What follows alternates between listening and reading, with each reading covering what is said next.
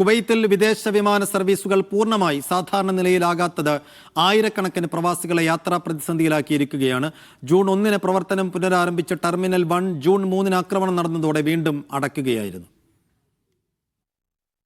വിദ്യാലയങ്ങളുടെ അവധിക്കാലം ആരംഭിച്ചതോടെ യാത്രക്കാരുടെ തിരക്ക് വർദ്ധിക്കുന്ന സമയത്താണ് കുവൈത്തിലെ വ്യോമഗതാഗത മേഖല വീണ്ടും പ്രതിസന്ധിയിലായത്.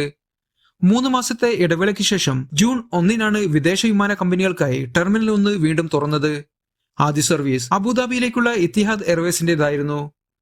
എന്നാൽ ജൂൺ 3 നടന്ന ഡോൺ ആക്രമണത്തിൽ ടെർമിനലിന് വീണ്ടും സാരമായ കേടുപാടുകൾ സംഭവിച്ചതോടെ വിദേശ വിമാന കമ്പനികളുടെ സർവീസുകൾ താൽക്കാലികമായി നിർത്തിവെക്കുകയായിരുന്നു. ഇതോടെ ഇന്ത്യ ഉൾപ്പെടെ വിവിധ രാജ്യങ്ങളിലേക്കുള്ള യാത്രകൾ വലിയ തോതിൽ ബാധിക്കപ്പെട്ടു.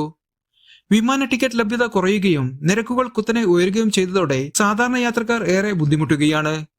നിലവിൽ കുവൈത്ത് എയർവേസ് ടെർമിനൽ 4 നിന്നും ജസീറ എയർവേസ് ടെർമിനൽ 5 നിന്നുമാണ് സർവീസുകൾ നടത്തുന്നത്.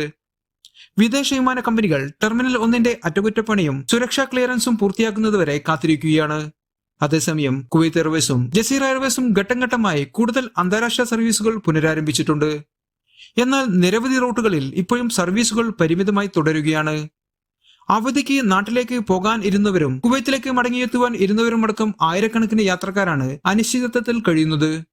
പലരും ദുബായ്, അബുദാബി, ദോഹ, ബഹ്റൈൻ തുടങ്ങിയ ഗൾഫ് നഗരങ്ങൾ വഴി ബദൽ യാത്രാ മാർഗങ്ങൾ തേടുകയാണ്.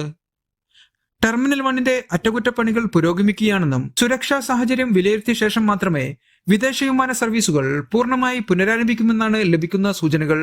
സലീം കോട്ടയിൽ, മീഡിയ 1, കുവൈറ്റ് സിറ്റി.